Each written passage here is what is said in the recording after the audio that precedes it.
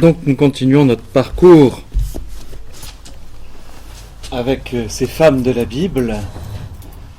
Je crois que je vous avais dit Osée aujourd'hui. C'est ça, hein, je ne me suis pas trompé. Ou là, je ne suis pas dans une réalité, sans doute très probablement, peut-être qu'il y a toute une histoire. La question est beaucoup plus du côté de l'allégorie, en parlant de la femme, avec le livre d'Osée, quelle allégorie va être employée dans l'Ancien Testament, très clairement, plutôt qu'une femme, à vrai dire, historique. Voilà. Hein, c'est pour bien séparer les choses. À partir du moment où on rentre dans le discours prophétique, forcément, on est toujours à la limite entre une réalité, peut-être historique. Hein. J'en reparlerai sur la question de la prostitution sacrée. Ça donne une idée de la place de la femme dans la société antique, et particulièrement là dans la société du Proche-Orient. Donc on a peut-être une réalité de ce côté-là, je vais en parler, mais on va avoir à travers un certain nombre d'images et un certain nombre de récits, peut-être particulièrement Osée, parce que c'est lui qui Osée, c'est pas les récits qui sont Osée, mais c'est le prophète Osée qui va sans doute le plus révéler, en tout cas donner une étendue à cette relation de Dieu avec Israël, comme une relation d'un homme à une femme. L'image sponsale, comme dirait Jean-Paul II, l'image des époux, va être vraiment pour la première fois, en tout cas, pas la première fois, mais de la manière la plus déployée, on va la trouver chez le prophète Osée. Quelques précisions pour bien comprendre. Osée se retrouve à faire un mariage malheureux. Marie-toi, comme on disait, si ta femme est aimable, tu seras heureux, si elle est désagréable, tu seras philosophe. C'est ce que disait Socrate de sa femme, Mégère. Se retrouve donc avec un mariage malheureux, mais à la demande du Seigneur, quelque chose de très très étonnant. Donc juste une part sur la question historique. Les cultes païens que l'on va retrouver, vous allez voir à quel point c'est d'actualité d'ailleurs, que l'on va retrouver à l'époque de l'Antiquité, ce sont des cultes liés essentiellement à la fécondité. Le but de s'amadouer les dieux, on en a besoin pour deux choses, pour gagner la guerre forcément, mais ça va être le dieu qui est le propre du roi, hein, et on va avoir besoin de Dieu pour pouvoir se nourrir, pour avoir des cultures qui sont bonnes, par conséquent, qui soient aptes à rendre féconds les cultures. C'est ce qu'on va retrouver avec, j'en ai déjà parlé avec Jézabel, puisqu'on va se retrouver avec ces déesses, cette déesse, Ishtar, alors c'est le même mot, hein. Vous allez trouver Ishtar, parfois avec un H. On va la retrouver sous le nom d'Astarté.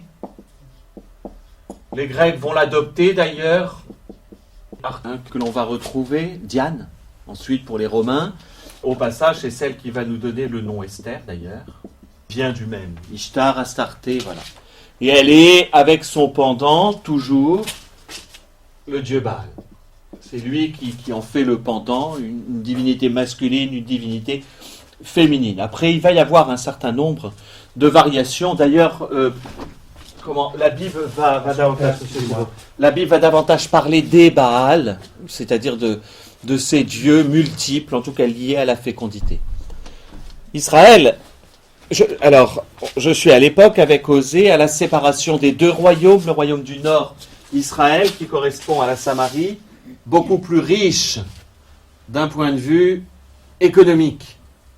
Connaissez la terre, connaissez la géographie d'un lieu, vous apprendrez à mieux connaître les personnes. Hein. Et le sud, c'est Juda, beaucoup plus dans des montagnes, beaucoup plus sec, qui ouvre sur le désert. Donc la région riche, j'en ai parlé la dernière fois avec Jézabel, c'est la Samarie, qui plus est ouverte par le commerce vers Tyr et Sidon, et beaucoup plus ouverte encore par le lieu de passage. Je manque véritablement d'une grande carte. Le lieu de passage des grands axes commerciaux, c'est celui-là. La Phénicie, on va remonter par les monts du Liban et ensuite redescendre. On ne traverse pas comme ça, on ne traverse pas par l'actuelle Jordanie, tout bêtement. Rejoindre ce qu'est l'actuel Irak et même l'Iran plus loin. Donc on est dans des terres qui sont très très riches et par conséquent, Israël ne reste pas fidèle. plusieurs divinités vont venir se mêler. Alors, les grandes divinités, ce qu'on va appeler les Baals, les Astartés, il y en a un certain nombre, elles vont être très locales, et puis même dans des différents... Alors, qui plus est, Samarie, pour éviter que les Juifs présents, le roi de Samarie, le roi d'Israël, va construire 2 temples, un au nord, un au sud, où là, il va reprendre une représentation de Dieu, et ça va être ça la chose la plus grave d'ailleurs, c'est-à-dire qu'il va prendre des taureaux, symbole de la force, de la virilité, de la fécondité, en même temps, donc des symboles profondément païens, pour faire un culte à Dieu. Alors on en a un au nord, un au sud d'Israël.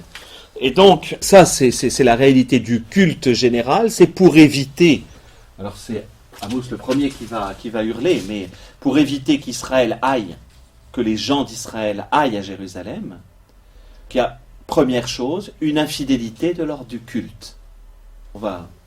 Premier élément, premier péché d'Israël, son infidélité. En tout cas, c'est ainsi que le présente particulièrement le livre des rois. Israël est infidèle et parce qu'il ne célèbre pas l'unique culte de Dieu. Pour nous, c'est très étonnant. Alors, je le développe dans l'autre cours, je vais le développer davantage, mais pour nous, c'est très très étonnant. Mais il ne faut, pour l'époque, il n'y a qu'un seul lieu où on peut adorer un Dieu unique. Il ne peut pas y en avoir plusieurs. Pour nous, évidemment, c'est la capacité de Dieu à être présent. C'est ce que dit un peu Jésus dans la Samaritaine, mais il ne peut y avoir qu'un seul lieu. C'est pas possible autrement. Donc la multiplication des lieux provoque une infidélité, puisque le lieu que Dieu a choisi, c'est Sion, la colline de Sion. C'est encore tellement vrai aujourd'hui, quand vous entendez l'hymne d'Israël, quand la foi d'Israël est vécue, c'est l'amour de Sion, c'est Jérusalem. Les questions géopolitiques ne rentrent pas en question dans l'esprit des Juifs, c'est Jérusalem, le lieu où Dieu a décidé d'habiter. Donc, première chose du peuple du Nord, il y a cette infidélité donc avec les 2 temples, mais ça ne suffit pas. C'est-à-dire que les cultes locaux, on n'a pas toujours envie de se déplacer jusqu'à l'autre, donc on va avoir ce que l'on appelle les pieux sacrés. Pardonnez-moi, c'est un symbole très simple de fécondité. Tout simplement, un symbole phallique, ni plus ni moins, que l'on avait aux limites des champs, aux limites des parcelles, tout simplement, pour garantir de la part du Dieu une certaine fécondité. Qui est en plus quelque chose qui va être, je vous dis, de l'ordre de l'infidélité, mais même dans les symboles des divinités que Israël va employer, en tout cas dans ces siècles qui suivent le règne de David, des symboles qui sont profondément sexuels et sensuels. On utilise la sexualité comme moyen de représenter le Dieu. Et donc, à partir de là, dans la croyance, pour s'assurer la bienveillance du Dieu, il faut coucher avec. Maintenant, ce n'est pas évident, donc on va avoir, plutôt pour la déesse, ça ne va pas être le cas. Pour les Baals, on va avoir les pieux sacrés qui vont représenter cela. Je suis désolé, c'est une réalité sur laquelle qu'il faut comprendre, parce que sinon le livre d'Osée est très obscur pour nous. C'est un peu scabreux, mais c'est vrai.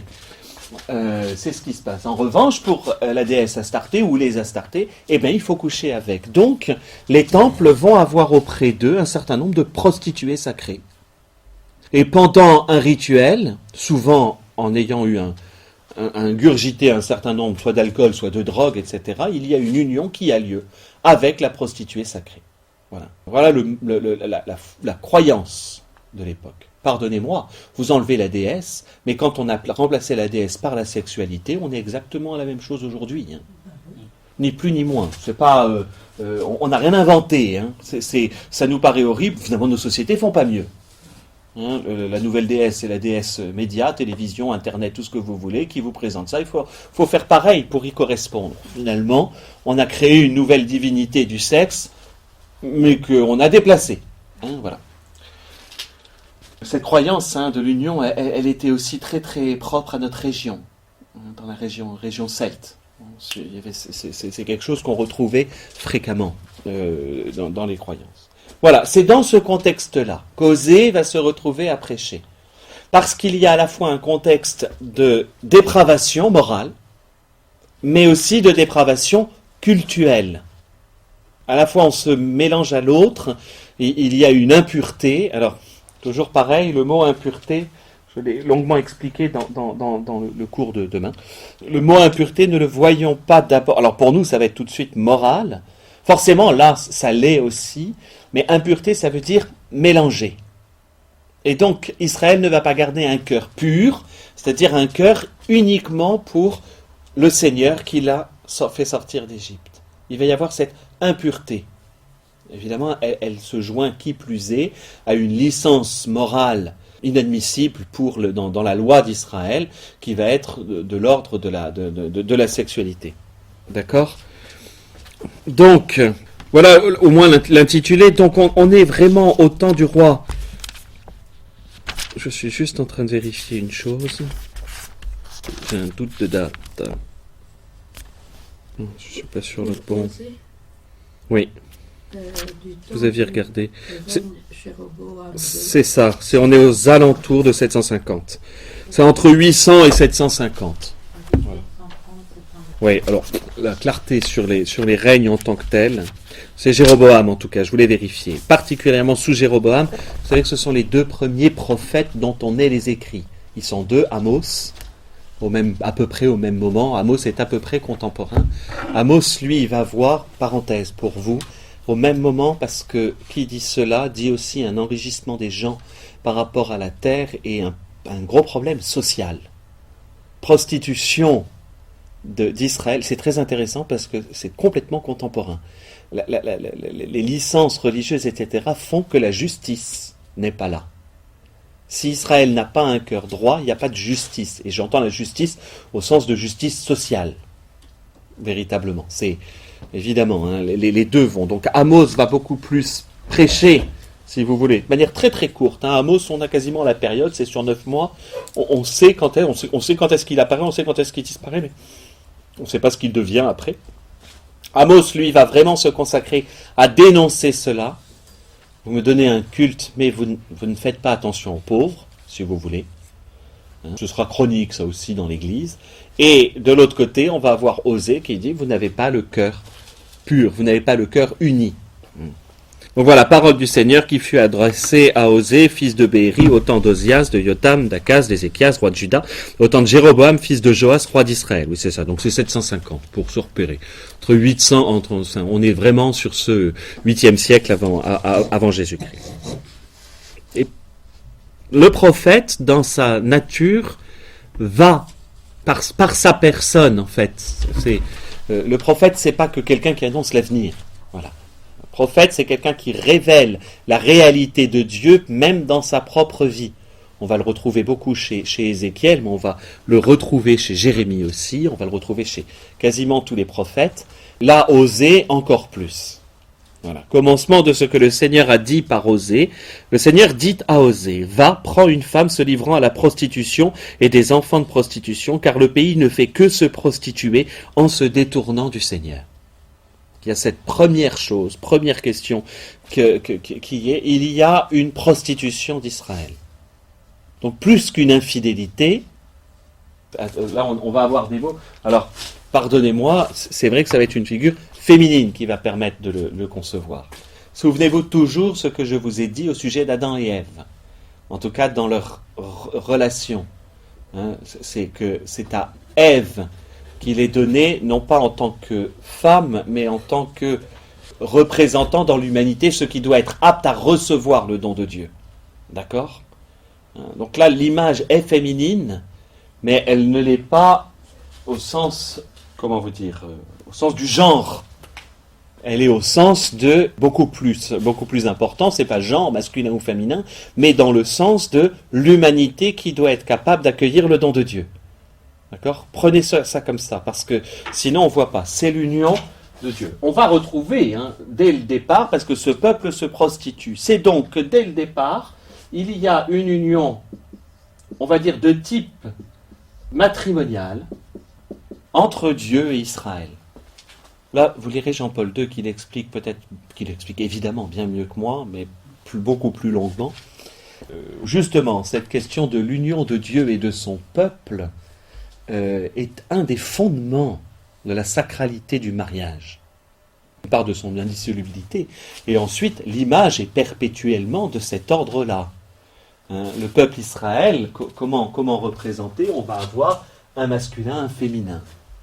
Tout au passage. Ça vient vraiment des profondeurs de l'Ancien Testament. Ce n'est pas une invention des catholiques du XXIe siècle. Et donc, dès le départ, Dieu dit à Osée, voilà, donc Osée va représenter Dieu. Osée va être, dans une certaine mesure, l'image, en tout cas le révélateur de ce que Dieu vit. Ce que va vivre Osée, c'est là qu'il faut comprendre, le prophète a pour but, par analogie, il y a toujours un effet de proportion. Mais Osée et Gomère vont avoir ce but-là, ce rôle, de représenter l'un et l'autre la relation de Dieu et de son peuple. Donc Osée alla donc prendre Gomère, fille de Diblaïm, qui conçut et lui enfanta un fils.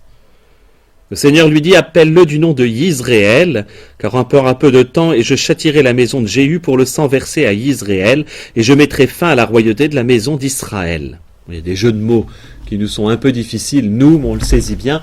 Yisraël, c'est l'endroit où Jéhu, qui est l'ancêtre de Jéroboam, fait assassiner Jézabel et toute la descendance d'Akaz. D'accord ? Il y a un changement de règne, il y a un changement de dynastie à ce moment-là. Les dynasties du royaume d'Israël sont toutes très courtes. Donc pour pouvoir s'y retrouver, c'est un peu difficile. C'est vraiment une royauté totalement instable. Il adviendra en ce jour que je briserai l'arc d'Israël dans la vallée de Yisraël. En fait, c'est l'endroit... je l'aurai pas, mais pouvoir aller de la Syrie, de toute façon, à l'Égypte, qui est un lieu de caravane et un lieu d'invasion. Vous le voyez sur ma carte, de toute façon. Ce qui est clair, c'est les endroits où on peut passer.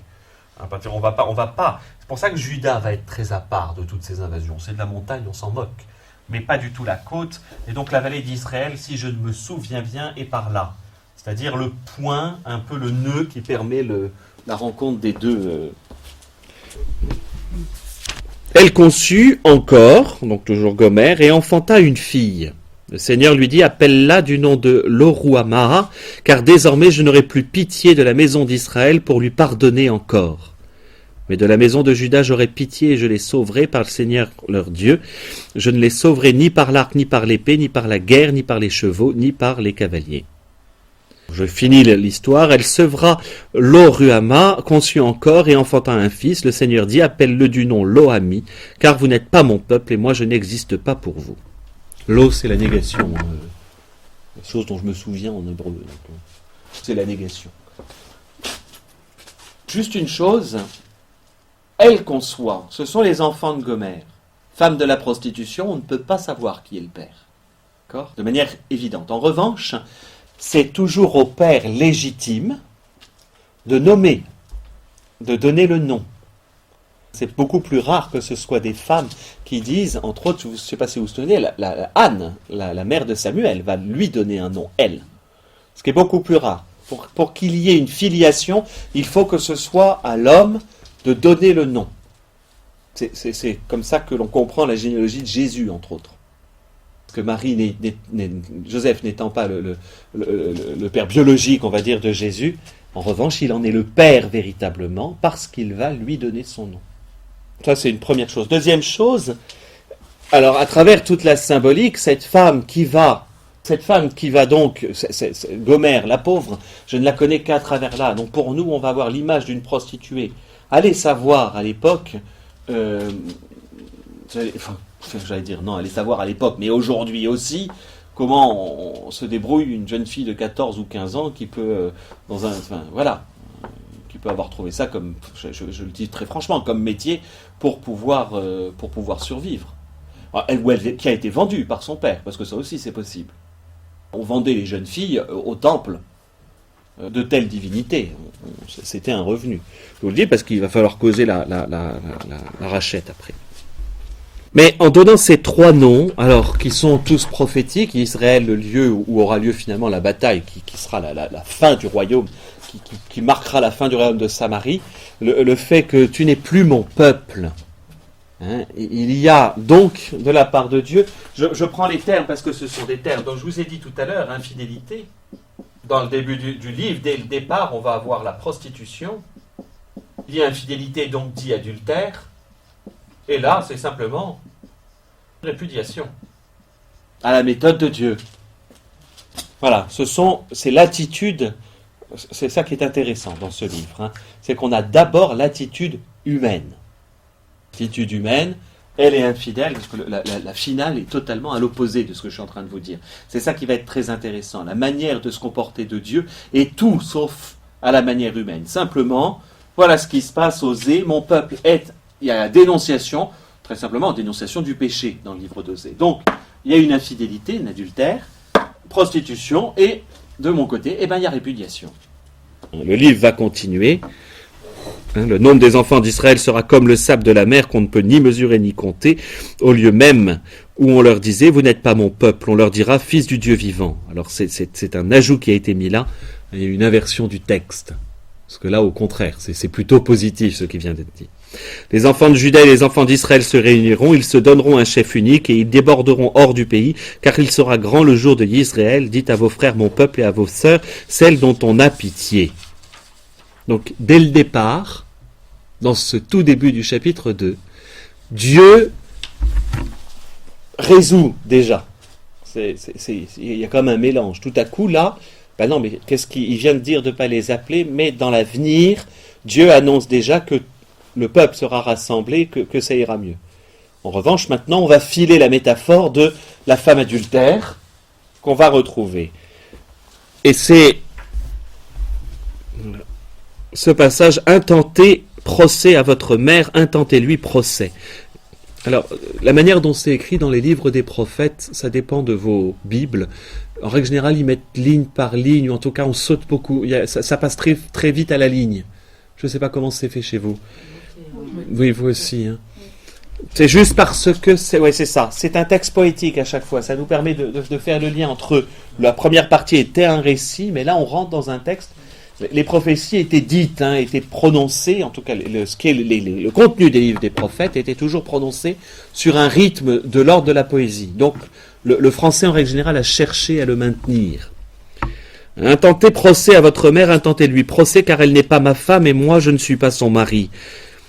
Donc on est de cet ordre. Qu'elle écarte de sa face ses prostitutions et d'entre ses seins ses adultères, sinon je la déshabillerai toute nue et la mettrai comme au jour de sa naissance, je la rendrai pareille au désert, je la réduirai en terre aride, je la ferai mourir de soif, et de ses enfants je n'aurai pas pitié car ce sont des enfants de prostitution.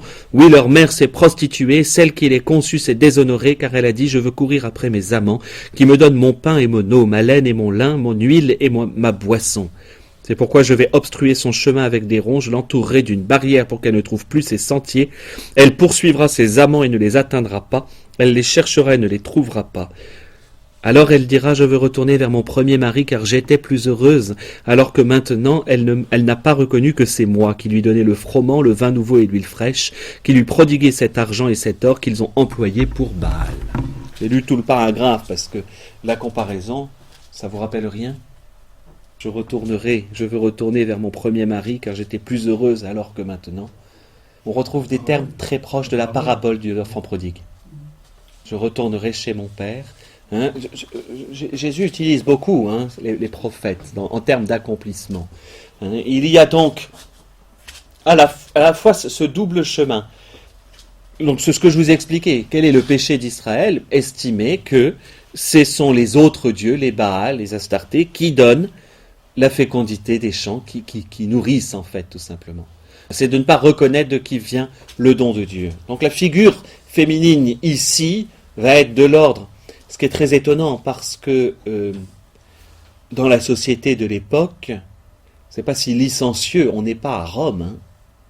On n'est pas à Rome au 1er siècle, avant Jésus-Christ ou après, où là il y a, ou même dans la Grèce antique, où il y a un certain libertinage.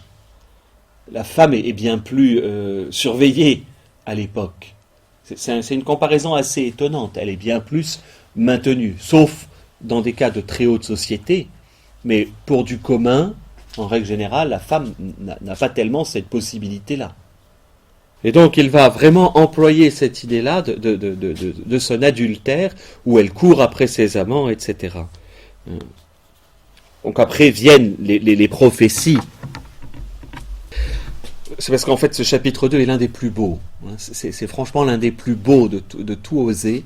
Vous allez voir, parce qu'il y a quelque chose. Juste une précision que j'ai oublié de donner.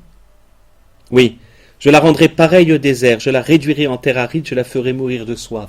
En fait, il y a tout le retour en arrière. Je les ai fait entrer sur la terre promise, ils ne m'ont pas. Ils n'ont pas gardé, ils ne sont pas restés fidèles. Je vais faire un retour en arrière. Ils iront au désert, d'où ils viennent. Un peuple nomade qui était vraiment voué au désert. La suite, donc, au verset 11, « C'est pourquoi je reprendrai mon froment en son temps et mon vin nouveau en sa saison. Je retirerai ma laine et mon lin qui devaient couvrir sa nudité, puis je dévoilerai son infamie aux yeux de ses amants et personne ne la délivrera de ma main. Je ferai cesser toutes ses réjouissances, ses fêtes, ses néoménies, ses sabbats et toutes ses solennités. Je dévasterai sa vigne et son figuier dont elle disait « Ils sont le salaire que m'ont donné mes amants. » J'en ferai un hallier et la bête sauvage les dévorera. Je la châtierai pour les jours des Baals auxquels elle brûlait de l'encens quand elle se parait de son anneau et de son collier et qu'elle courait après ses amants et moi elle m'oubliait. Oracle du Seigneur. Quand on lit les prophètes, on a en tête toujours de se dire que Dieu est sévère, Dieu est en colère. Il faut faire toujours... mais pourquoi Dieu fait ça à son peuple?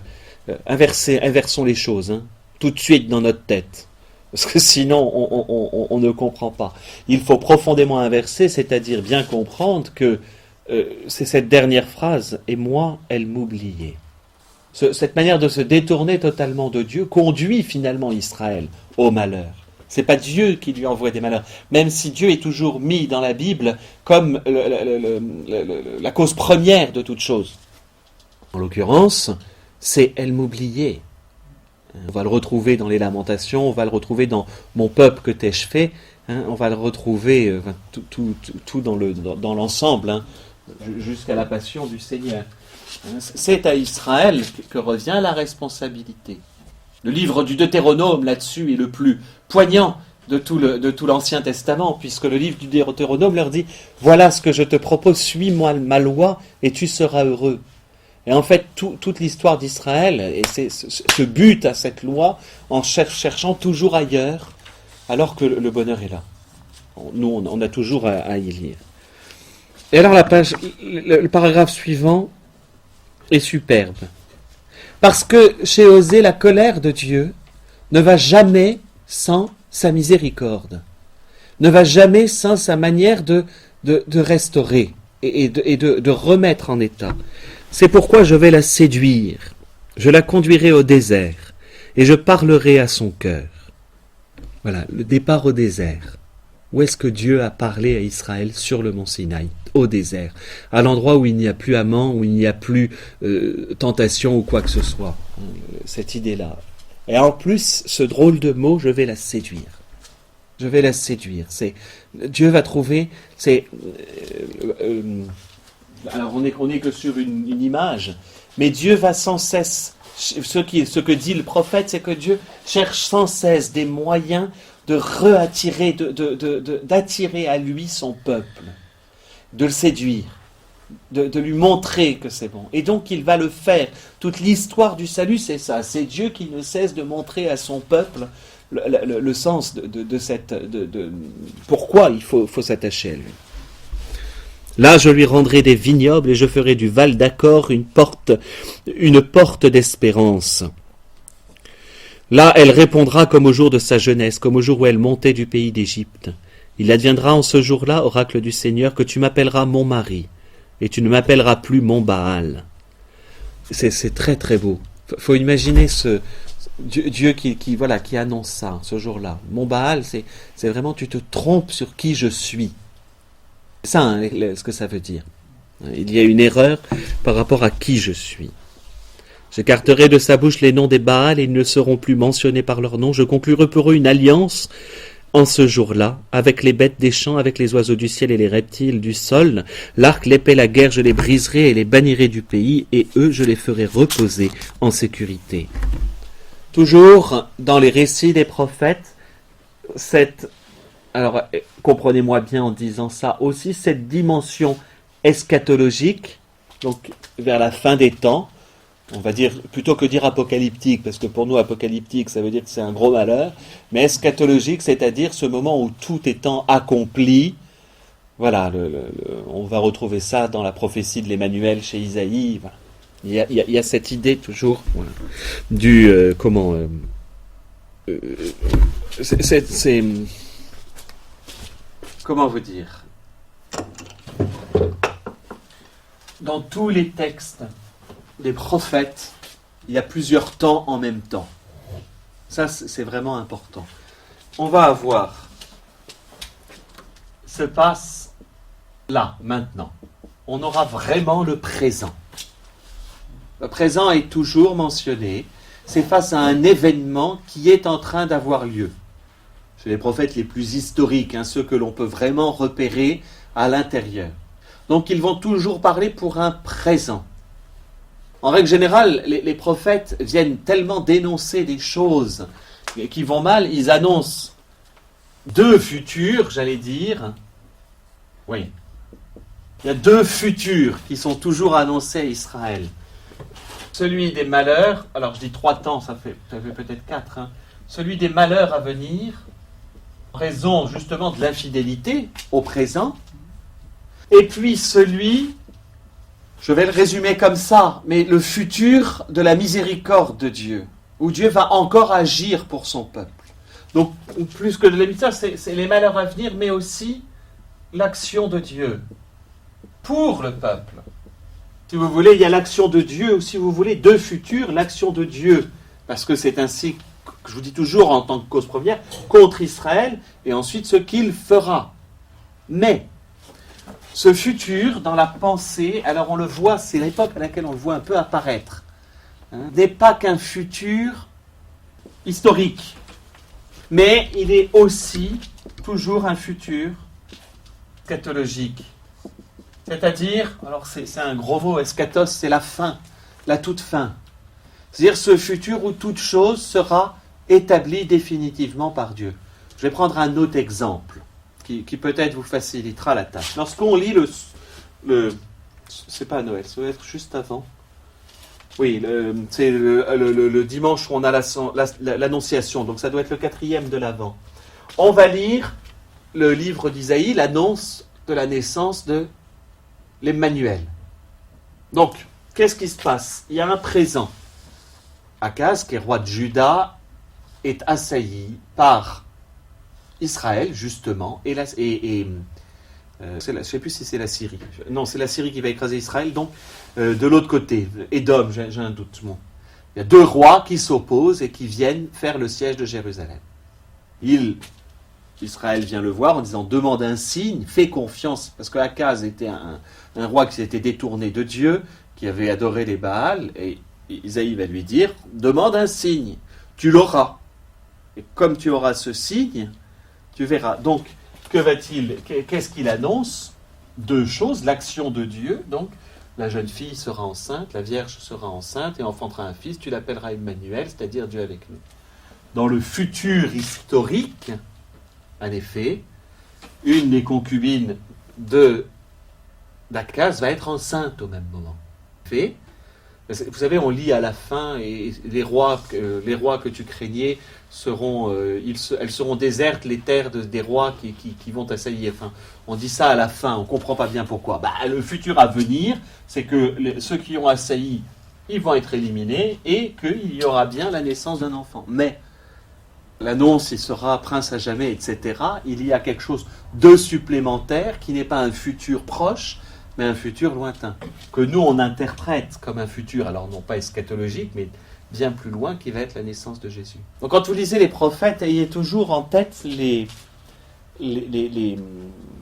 différents niveaux, parce que ça, c'est aussi le mode de fonctionnement de l'Apocalypse de Jean, qui va décrire des choses à venir proches, et en même temps décrire quelque chose de bien plus loin, bien plus important.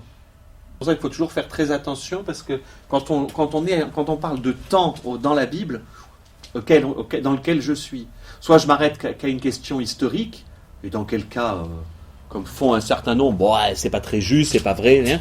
Soit je vois une portée toujours historique, mais à venir, ça ce qui sera vrai, ou ce qui s'avérera vrai. Soit je vois toujours une portée qui est la portée de l'accomplissement du salut. En fait, en disant futur eschatologique, dans lequel on est, en ces temps derniers, comme dit l'Épître aux Hébreux, qui sont les nôtres. Donc voilà le sens de cette phrase, de ce passage hein, où tout va bien, voilà, l'arc, l'épée, la guerre, tout sera brisé. Puis ce superbe verset, je te fiancerai à moi pour toujours. Je te fiancerai dans la justice et dans le droit, dans la tendresse et la miséricorde. Je te fiancerai à moi dans la fidélité et tu connaîtras le Seigneur. Voilà la promesse, qui est quand même superbe. C'est magnifiquement dit. On est de l'ordre du discours amoureux. Hein. Qui dit fiançailles dit dans toute conception de l'Antiquité quelque chose d'assez impossible, c'est-à-dire que l'infidèle, la prostituée répudiée, et c'est là qui est intéressant, vous voyez bien les termes, elle deviendra fidèle, elle va être fiancée, voilà la promesse de Dieu, mais la prostitution, pour qu'elle puisse être fiancée, Dieu est capable de lui redonner son intégrité. Donc elle sera, bien, il n'y a pas de possibilité de fiançailles autrement.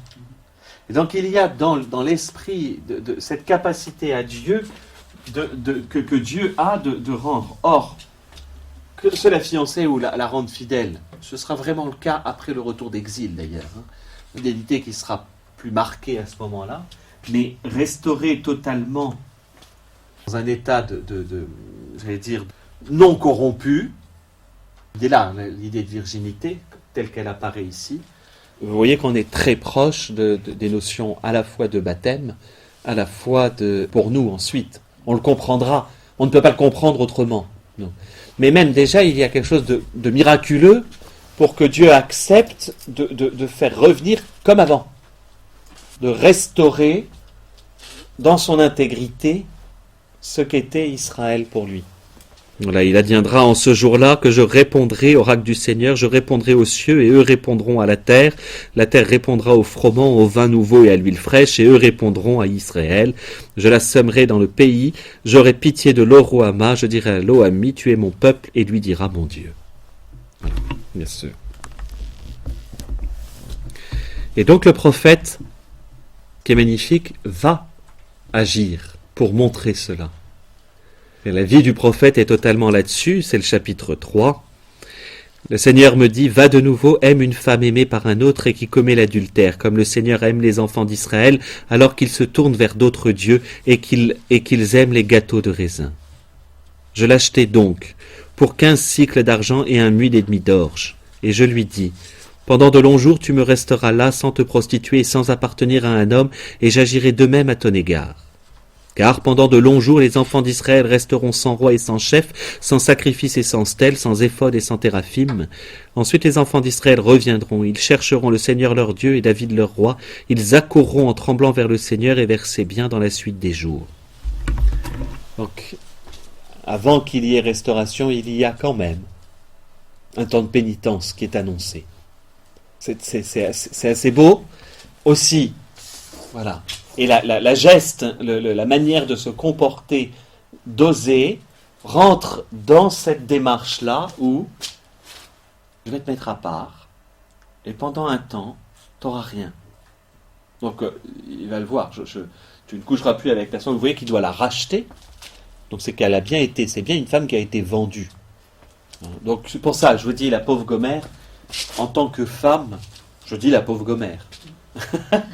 C'est moins elle qui va m'intéresser que la comparaison féminine qui est utilisée dans la Bible pour expliquer. Pauvre Gomère, elle a été vendue peut-être par son père au départ, et elle pouvait prendre pour femme, à la rigueur, quelqu'un qui était prostitué, mais comme elle était attachée au temple, il fallait qu'elle continue son boulot. Voilà. Le seul moyen, c'était de la racheter. Or, on en vient, hein, le rachat, le mot même de rachat, est lié, hein. J'en ai déjà parlé, avec le rachat, ou en tout cas celui qu'on peut appeler, c'est pas beau, le racheteur, c'est le Goël.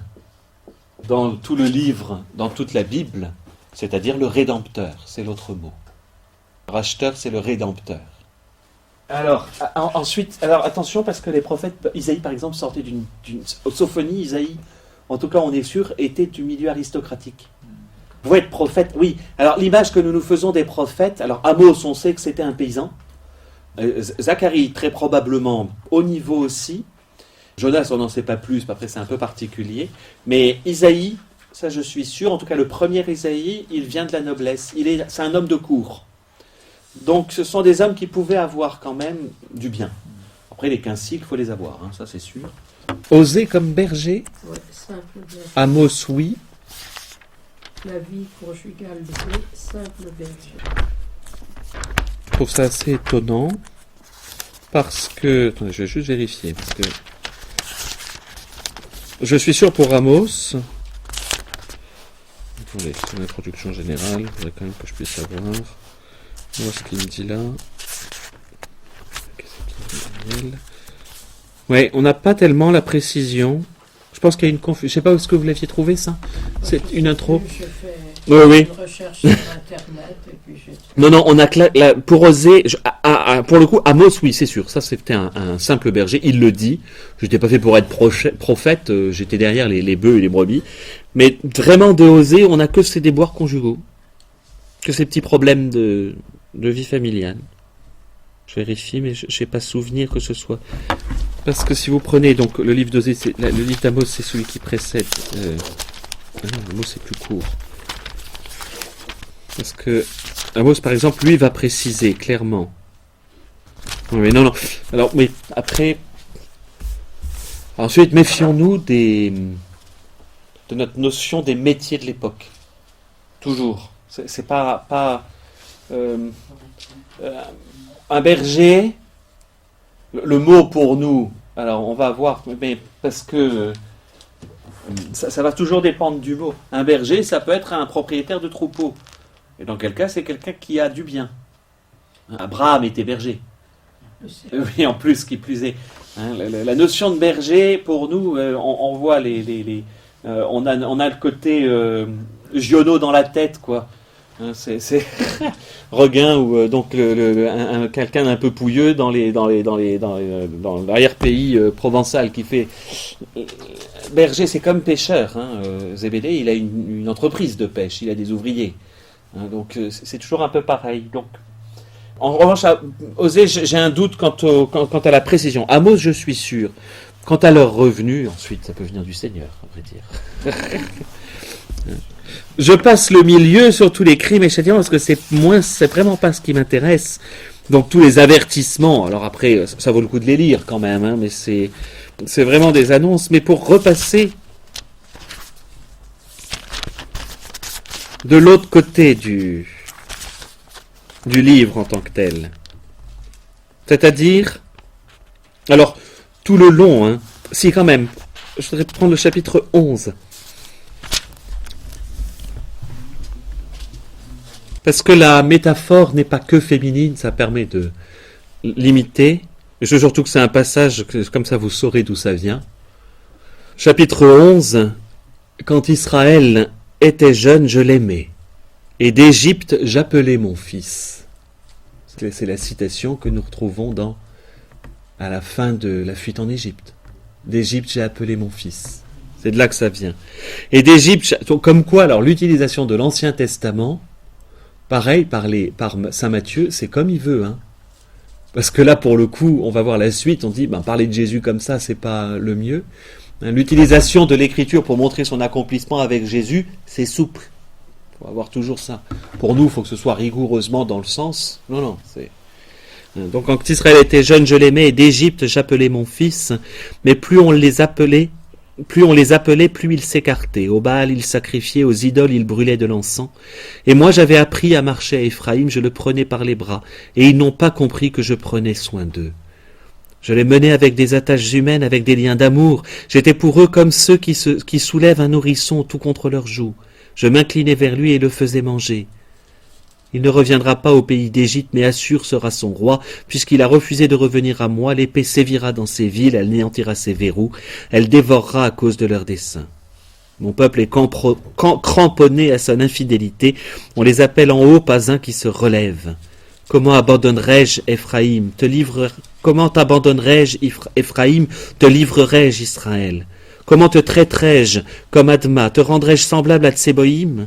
Mon cœur en moi est bouleversé, toutes mes entrailles frémissent. Je ne donnerai pas cours à l'ardeur de ma colère, je ne détruirai pas à nouveau Éphraïm, car je suis Dieu et non pas homme, au milieu de toi je suis le Saint, et je ne viendrai pas avec fureur.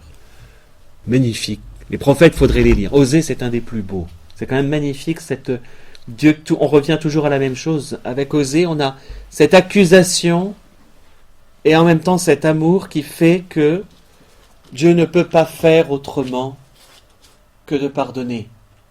C'est l'histoire d'Osée et de Gomère donne cette dimension à Dieu, très nouvelle à l'intérieur de la Bible, donne cette dimension à Dieu qui est une dimension du couple. J'allais dire un côté, te revoilà Pomponnette, la femme du boulanger, quoi. Où il ne l'accusera pas et c'est le chat qui prendra. Il y a ce côté-là, tellement amoureux d'elle que... Et c'est beau, parce que le récit même est très étonnant, on ne s'y attend pas à la rigueur. Je ne sais pas si vous aviez déjà lu ces passages-là à l'intérieur du livre d'Osée. C'est très rare qu'on les lise ou qu'on les entende, même en messe en semaine. Et c'est dommage parce que ça montre une dimension. Vous voulez parler de la miséricorde de Dieu, là on l'a. À la fois Dieu qui, face au fait qu'on le rejette, ne comprend pas. Dieu qui, en droit, pourrait punir, mais Dieu qui ne veut pas punir. C'est... définition de la miséricorde qui devrait arracher. Avant de vous confesser, vous lisez simplement ça. Vous verrez. Vous aurez le cœur retourné. Mais oui, mais c'est un peu ça. Voilà le vrai pardon. Il passe par là. Bon, on fait beaucoup de choses à lire quand même avec mon homélie de ce soir. Hein. Psaume 31, ça. Donc il y a cette attitude. Donc là, pour le coup, la comparaison n'est plus féminine. Pardonnez-moi, je m'écarte. Hein. Elle n'est plus seulement féminine, mais la comparaison est la comparaison familiale, donc du père et de l'enfant. Alors c'est vrai que on a tous le fils prodigue en tête. Quoi. Ça résonne à toute vitesse à l'intérieur en nous. Et puis fin quand même au chapitre 13. Donc après le passage sur la ruine, 14. Après le passage sur la ruine de Samarie. Donc au verset 2 du chapitre 14. Juste parce qu'il y a voilà, c'est aussi très très beau. Alors vous pouvez lire le reste, c'est vrai que j'ai enlevé un petit peu la partie des châtiments, d'annonce des châtiments. Hein. Ça vaut quand même le coup de les lire, pour savoir. Mais c'est pas ce qui m'intéresse aujourd'hui. C'est voilà, retour sincère d'Israël au Seigneur. Reviens Israël au Seigneur ton Dieu, car c'est ta faute qui t'a fait trébucher. Unissez-vous de parole et revenez au Seigneur. Dites-lui, enlève toute faute et prends ce qui est bon. Au lieu de taureau, nous te vouerons nos lèvres. Assur, donc la Syrie, Assur ne nous sauvera pas, nous ne monterons plus sur des chevaux, et nous ne dirons plus notre Dieu à l'œuvre de nos mains, car c'est auprès de toi que l'orphelin trouve compassion. Je les guérirai de leur infidélité, je les aimerai de bon cœur, puisque ma colère s'est détournée de lui, je serai comme la rosée pour Israël. Il fleurira comme le lys, il enfoncera ses racines comme le Liban, ses rejetons s'étendront, il aura la splendeur de l'olivier, le parfum du Liban. Ils reviendront ceux qui habitaient à son ombre, ils feront revivre le froment, ils feront fleurir la vigne, qui aura la renommée du vin du Liban. Éphraïm, qu'ai-je encore à faire avec les idoles? Moi, je l'exauce et le regarde. Je suis comme un cyprès verdoyant, c'est de moi que vient ton fruit. Qui est sage pour comprendre ces paroles, intelligent pour les connaître? Droites sont les voies du Seigneur, les justes y marcheront, mais les infidèles y trébucheront. La finale de ce livre d'Osée. C'est que la droiture de Dieu est cette incapacité à vouloir détruire. Pourtant, en droit. Justice, il pourrait. Qu'on est, je vous dis, le 8e siècle avant Jésus-Christ, donc dans l'élaboration de ce livre, dans l'élaboration de qui est Dieu, l'image féminine, en l'occurrence, puisque je suis quand même toujours dans ce cours sur Femmes de la Bible, mais l'image féminine va permettre une nouvelle compréhension de Dieu. de l'ordre de cette relation amoureuse. Alors, je ne veux pas rester là-dessus. Enfin, aujourd'hui, je vais devoir en rester là parce que il est un peu plus court, ce cours-là.